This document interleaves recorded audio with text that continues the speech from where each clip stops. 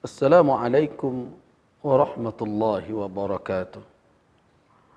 A'adadna likulli ni'matin alhamdulillah wa likulli musibatin inna lillahi wa inna ilaihi raji'un.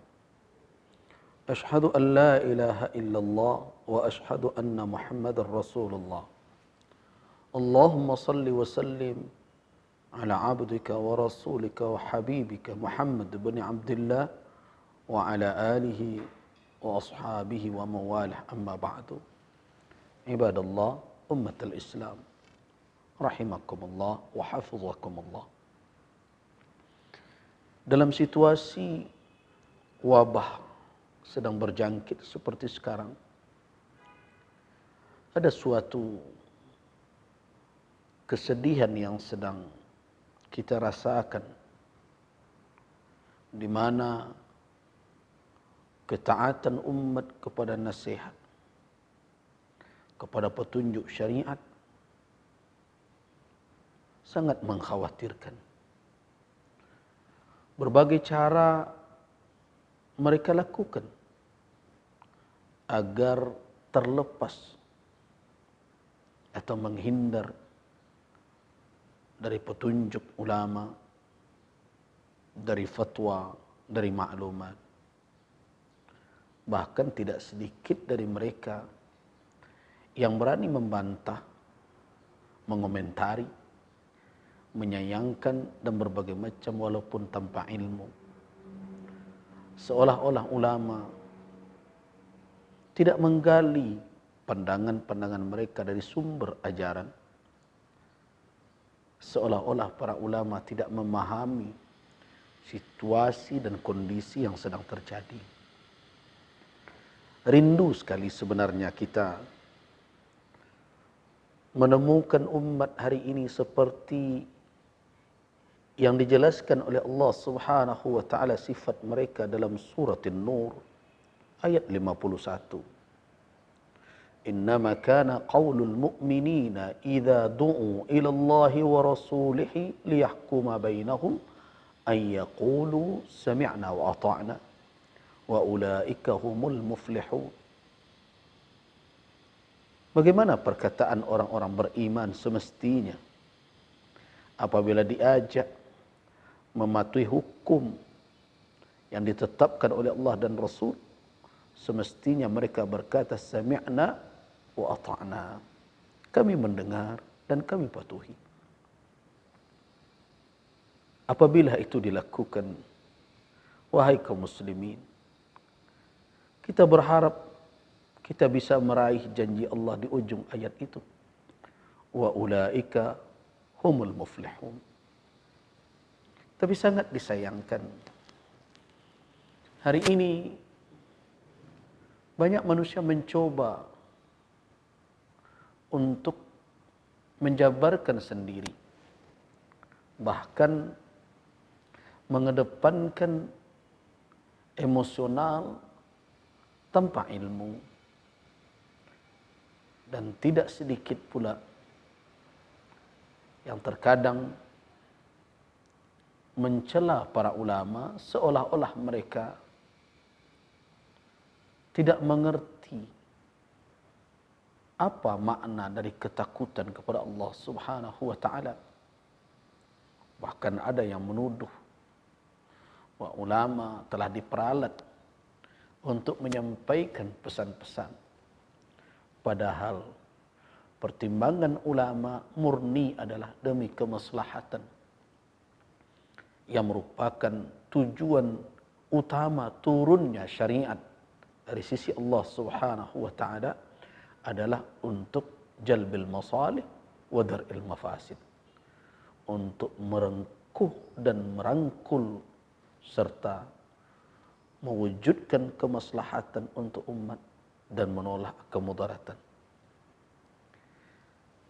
Ada beberapa pertanyaan mendasar yang menurut mereka tidak terjawab oleh ulama, yaitu mereka punya semangat yang menggebu di saat wabah untuk beribadah.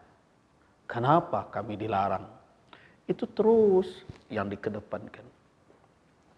Wahai umat Islam, ketahuilah,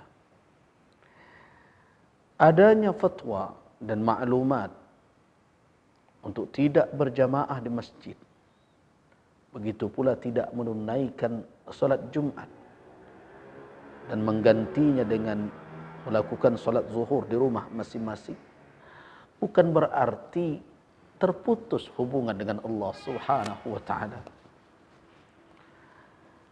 Toh selama ini dalam keadaan normal pun, kalau kita ingin mematuhi tuntunan syariat,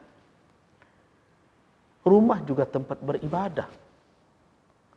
Bahkan ada ibadah-ibadah yang afdal kita lakukan di rumah dibandingkan di masjid.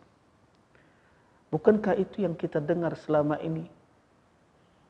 Petunjuk Rasulullah sallallahu alaihi wasallam yang mengatakan afdhalus shalah fil bait illa al-maktub. Salat yang afdal adalah di rumah kecuali yang wajib. Berarti rumah bukan tempat maksiat. Rumah juga tempat beribadah. Nah, hari ini kita punya uzur syar'i di mana kehadiran kita dengan berjamaah berhimpun, di mana tidak diketahui di antara kita siapa yang pembawa yang telah terpapar dengan virus corona, kemudian bercampur beribadah. Dan kita tidak bisa mendisiplinkan, memastikan orang yang terpapar tidak boleh hadir, orang yang telah tertular tidak boleh hadir. Yang bisa kita bersihkan adalah lantai. Yang bisa kita cuci adalah tangan. Yang bisa kita bersihkan rongga kita, rongga hidung dan kerongkongan ketika berwudu. Tetapi kalau orang itu telah terpapar, kemudian dia batuk, bersin, apa yang ada di dalam tenggorokannya yang tidak bisa dicuci, akan keluar dan menempel di mana-mana, baik itu di masjid atau dimanapun. Tidak ada satu dalil pun yang menjamin bahwa masjid tidak tertular virus. Masjid tidak bisa hinggap virus padanya. Sebagaimana nyamuk malaria juga bisa hadir di masjid. Bahkan semut pun bisa menggigit orang di masjid.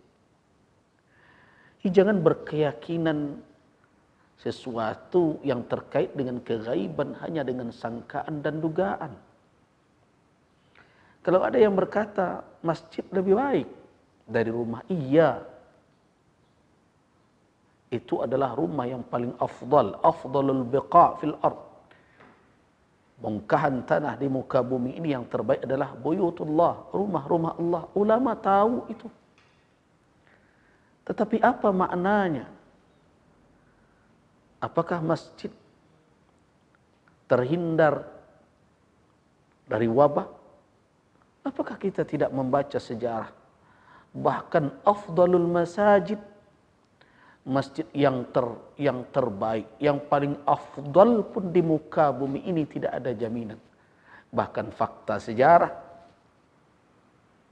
telah kita baca di berbagai kitab dan tidak kita sangsikan lagi bagaimana Hijaz yang di dalamnya ada tanah haram, di dalamnya ada Masjidil Haram, harus dikosongkan dahulu. Bukan hanya sekarang saja, di saat wabah kolera. Mana yang lebih afdal Masjidil Haram dibandingkan masjid kita? Wahai kaum muslimin, berhentilah mencari celah untuk tidak patuh dan tidak taat. Semoga apa yang dikatakan oleh Allah di dalam firman-Nya dalam surah An-Nur ayat 51 itu bisa kita amalkan saat ini. Kalau ada yang mengatakan ada hadis yang diriwayatkan oleh Al-Imam Abu Nuaim atau Al-Imam Al-Baihaqi rahimahullah dalam kitab beliau Syu'abul Iman, bahwa apabila Allah idza anzalallahu aha fil ard, Allah apabila menurunkan bencana di muka bumi, surrifat, dipalingkan bencana itu an ummaril masajid, dari orang-orang yang memakmurkan masjid. Kemudian kalimat ummar itu kemudian diterapkan kepada orang yang datang ke masjid walaupun dalam keadaan wabah seperti ini. Subhanallah. Kenapa seperti itu memahami petunjuk tersebut? Ini perlu juga saya beri catatan bahwa hadis itu telah lama dibicarakan oleh para ulama tentang kekuatan sanadnya, sehingga dia tidak bisa dijadikan hujjah syar'iyyah. Kalaupun itu dipakai, perhatikan maksud hadis itu. Itu bukan masjidnya, tapi orang yang memakmurkannya kalau hadis itu dipakai. Apakah dengan orang tidak datang ke masjid dalam kondisi wabah seperti ini, kemudian dia dicap atau dikeluarkan dari kelompok orang yang memakmurkan rumah Allah? Bagaimana orang yang sakit? Bagaimana orang yang musafir? Jadi tidak seperti itu memahami hadis tersebut, wahai kaum muslimin. Saatnya kita serahkan kepada orang yang mengerti, yang memahami petunjuk. Kembali saya mengajak kita semua, jadilah orang-orang yang beriman, seperti yang dikatakan oleh Allah dalam surat An-Nur tadi, yang mengatakan kepada seruan para ulama apabila sudah diambilkan dari petunjuk syariat, berarti itu adalah petunjuk Allah dan Rasul. Apabila mereka telah mengeluarkan keputusan, bahkan keputusan itu telah diambil pula oleh pemimpin di daerah kita, tidak hanya sebatas fatwa lagi, sudah menjadi kebijakan bagi pemimpin, maka saya mengajak kita semua ucapkanlah sami'na wa ata'na. Kami dengar dan kami patuhi, dan praktekkan dan jalankan seperti ucapan tersebut. Semoga Allah mengangkat bala ini secepatnya dan kita bisa menikmati Ramadan sebagaimana tahun-tahun yang lalu. Allahumma fa'anna al-bala wal waba bilutfika ya latif innaka ala kulli syai'in qadir. Billahi taufiq wal hidayah. Wassalamualaikum warahmatullahi wabarakatuh.